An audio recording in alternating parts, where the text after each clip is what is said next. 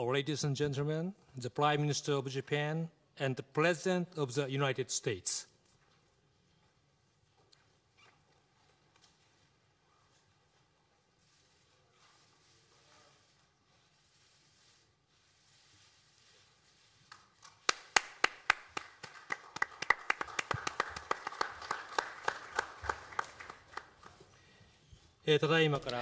Ladies and gentlemen of the press, we will have the joint press conference by Prime Minister Abe and President Donald J. Trump of the United States.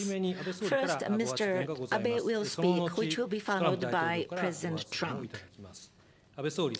Floor is yours, Mr. Abe.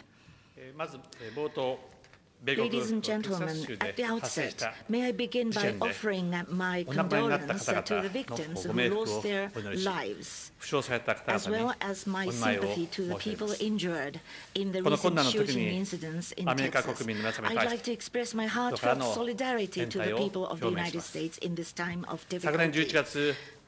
It was only 1 year ago, November last year, that I met the President for the first time in the Trump Tower, New York.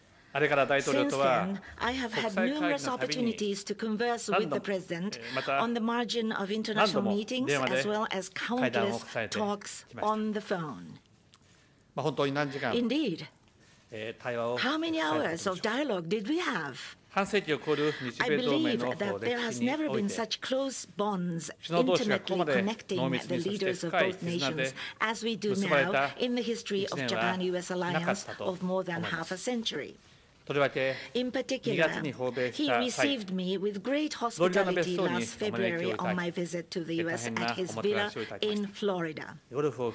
It became my unforgettable memory that we were able to discuss a variety of global issues over so many hours, quite frankly, including several rounds of golf. And it is my particular delight that this time I'm able to welcome my dear friend President Trump and Madame Melania Trump to Japan. This first trip of President Trump to Asia is an historic visit in the current regional situation, which is ever more tense. And his first nation to visit on his tour is Japan.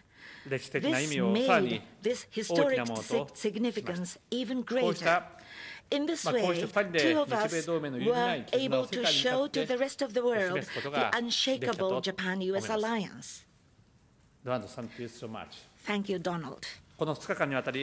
For the last 2 days, I was able to have an in-depth discussion with Donald on a plethora of issues that the international community is faced with. In the discussion, overwhelming importance was occupied by the North Korean issue. We were in complete agreement as to the measures to be taken upon the analysis of the latest situation of North Korea, giving a good amount of time. Japan consistently supports the position of President Trump when he says that all options are on the table. Through the talks over 2 days, I have once again strongly reaffirmed that Japan and US are 100% together. For more than 20-some years, the international community attempted dialogue with North Korea. At the time of Framework Agreement of 1994 and at the Six-Party Agreement of 2006, North Korea committed in abandoning their nuclear program. But each time, the promise was broken, which resulted in North Korea buying time for their nuclear and missile development while we were making efforts for dialogue.